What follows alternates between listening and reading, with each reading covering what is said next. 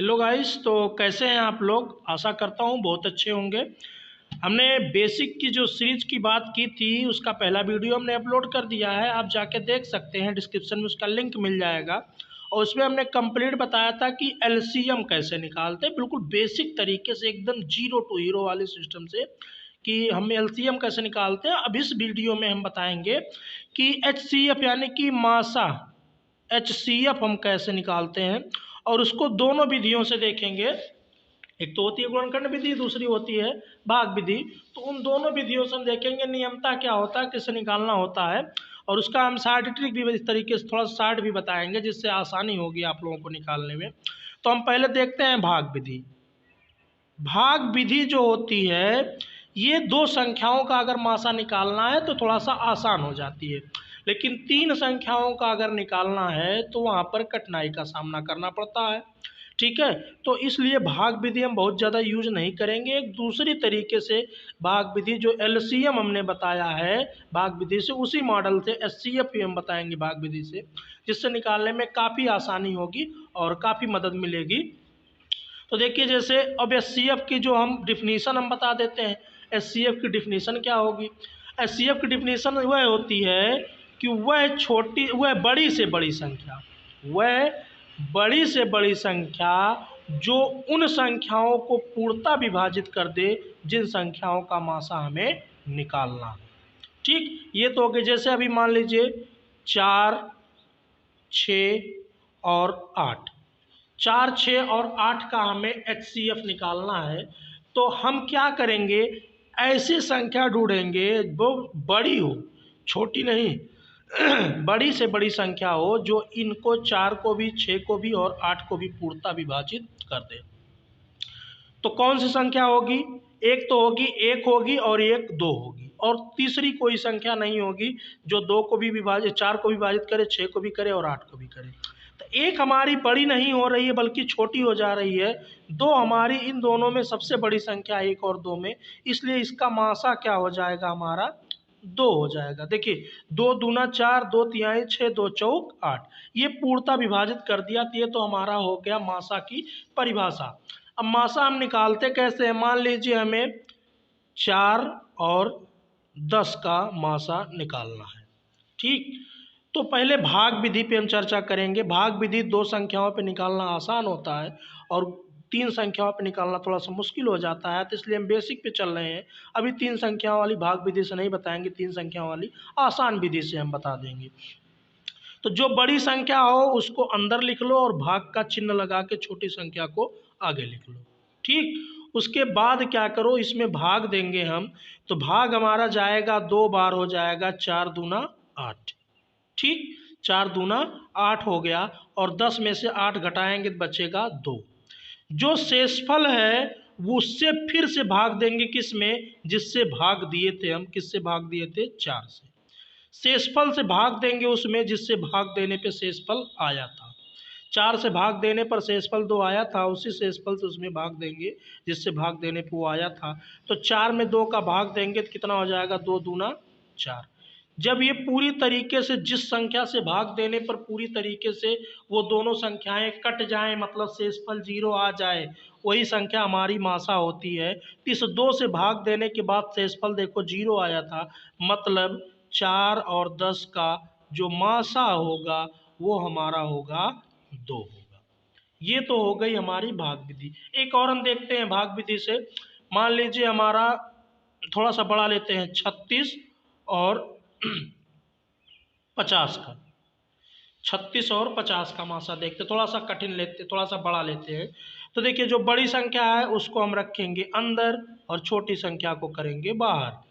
भाग देंगे, एक बार जाएगा, 36 घटेगा, यहाँ पर हो जाएगा 14। अब जो शेषफल आया है उससे भाग देंगे, किसमें, जिससे भाग देने पर शेषफल आया था।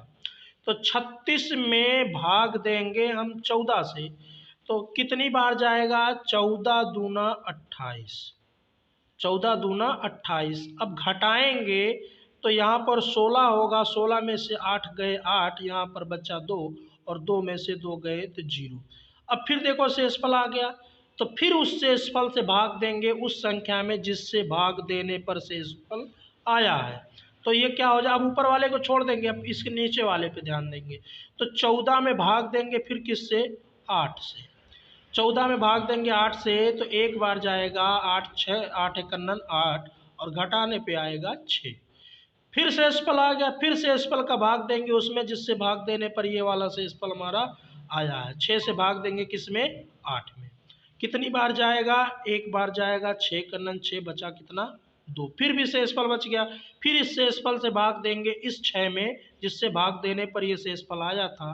तो 6 में भाग देंगे 2 के तो 3 बार जाएगा और ये हो जाएगा 2 तिहाई 6 और ये कट गया हमारा। कटा शेषफल 0 आया। जिस संख्या से भाग देने पर शेषफल 0 आता वही हमारा मासा होता है। तो 2 से भाग देने पर लास्ट में 0 आया था, तो हमारा 36 और 50 का मासा जो होगा वो कितना होगा, 2। बात समझ में आया आप अच्छी तरीके से। चलिए अब हम देखते हैं गुणनखंड विधि से हम कैसे करते हैं। जैसे अभी इन्हीं संख्याओं का हम गुणनखंड विधि से देखेंगे। तो हमने कहा था 4 और 10 का गुणनखंड विधि से देखेंगे। तो पहले हम 4 लिखेंगे और 4 को जैसे एलसीएम में तोड़े थे वैसे हम तोड़ लेंगे। एलसीएम अगर आप लोग नहीं देखे हैं तो जाके देख लीजिएगा, बार बार मैं कह रहा हूँ एलसीएम पे आधारित हम यहाँ पर बार बार बताएंगे। अब देखिए ये 10 को फिर तोड़ेंगे, 2 पच्चे 10, कट टूट गया।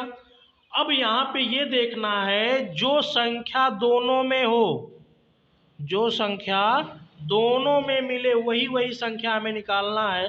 तो दुर्भाग्यवश सिर्फ 2 और 2 ही दोनों में मिल रहा है।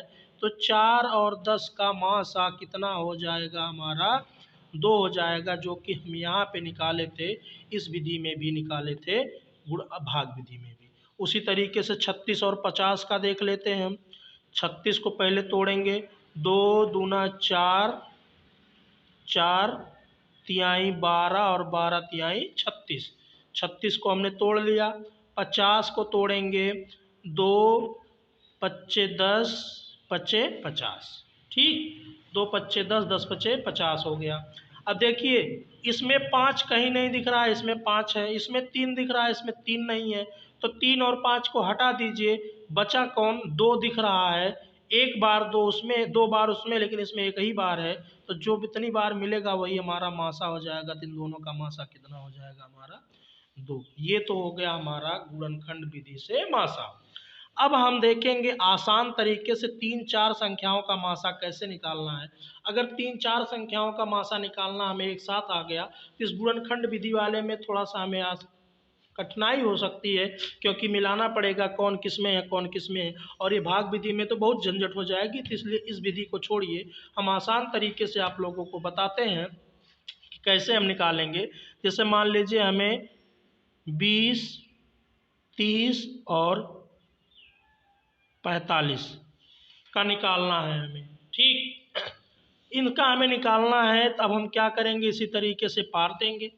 लगाने के बाद अब हम ऐसी अभाज्य संख्या चूज करेंगे, जो हमने अभाज्य संख्या पिछली वीडियो में बताया था कौन कौन सी होती है, उनमें से एक ऐसी अभाज्य संख्या चूज करेंगे जो इन सभी को काटे। तो चलिए देखते हैं क्या 3 भी इसको काट रहा है, नहीं काट रहा है। 2 इसको काट रहा है, इसको काट रहा है, लेकिन इसको नहीं काट रहा है। तो 2 3 की बात खत्म कर दीजिए। आया कौन, 5। 5 देखो इसको भी काटेगा, इसको भी काटेगा और इसको भी काटेगा। तो चलो 5 से देखते हैं। तो 5 चौका 20, 5 छक्का 30, 5 नवा 45। क्या अब कोई संख्या ऐसी दिख रही है, 2 3 5 7 9 ऐसी दिख रही है जो तीनों को काटे? 2 इसको काटेगी, इसको काटेगी, लेकिन इसको नहीं काटेगी। 3 इसको काटेगी, इसको काटेगी, लेकिन इसको नहीं काटेगी। 5 किसी को नहीं काटेगा, 7 किसी को नहीं काटेगा, 9 से हमें काटना नहीं, 9 के ऊपर कोई संख्या नहीं है तो हमें काटने की जरूरत नहीं। मतलब सिर्फ 5 से ये दोनों तीनों संख्याएं कटी। इन तीनों संख्याओं का जो मासा हो जाएगा वो कितना हो जाएगा हमारा, 5 हो जाएगा, ठीक। एक और हम देखते हैं। जैसे सपोज कर लीजिए हमें 18, 54 और 60 का निकालना है। 18, 54 और 60 का निकालना है। तो चलिए देखते हैं हम। देखिए 2 से काटेंगे तो 2 से 18 भी कट जाएगा, 54 भी कट जाएगा और 60 भी कट जाएगा, ठीक। अब देखिए 2 से ये तो कटेगा लेकिन ये दोनों नहीं कटेंगे। अब हमें कितने देखना है, 3 से। 3 से ये भी कट रहा है, ये भी कट रहा है और ये भी कट रहा है। तो 3 त्रिक्का 9, 3 नवा 27, 3 दहा में 30। अब देखिए ना तो 2 से कटेगी, ना 3 से कटेगी, ना 5 से कटेगा, ना 7 से कटेगा, ना 11 से कटेगा, ना 13 से कटेगा। 3 से ये दोनों कटेंगे लेकिन ये नहीं कटेगा। 2 से ये कटेगा लेकिन ये दोनों नहीं कटेंगे। 5 से ये कटेगा लेकिन ये दोनों नहीं कटेंगे। 7 से कोई नहीं कटेगा। 11 से कोई नहीं कटेगा। तो मतलब ये 2 और 3 जो हमें मिले थे, इन्हीं का हमें गुणा करके लिख देना है। 2 तिहाई 6, मतलब 18, 54 और 60 का मासा कितना हो जाएगा, 6। चेक करते हैं क्या सही है। देखते हैं क्या 6 इन तीनों को काटेगा। तो 6 त्रिक 18, 6 नवा के 54, 6 दहाई में 60। ठीक, ये हमारा हो गया इस तरीके से मासा निकालने की आसान तरीका, आसान विधि। तो आशा करता हूँ आप लोगों को मासा भी निकालना अच्छे से आ गया होगा। कुछ आप लोग अपनी तरफ से संख्याएं लेना और उस पर प्रैक्टिस करते जाना कि किस तरीके से आ रहा है, किस तरीके से नहीं आ रहा, क्या हमारा सही है, क्या गलत है, उसको देखते जाना और आपको समझ में अच्छी तरीके से आ गया होगा। इसी तरीके से हम बेसिक चीज़ों को लेके आते रहेंगे और आप लोगों को समझाते रहेंगे। तो मिलते हैं अब हम नेक्स्ट वीडियो में। और हंसते रहिए, मुस्कुराते रहिए। इसी के साथ अगर पसंद आ गई हो वीडियो तो एक लाइक करिएगा और पूरी सीरीज देखने के लिए चैनल को सब्सक्राइब जरूर करिएगा। मिलते हैं हम नेक्स्ट वीडियो में, तब तक के लिए आप सभी को जय हिंद।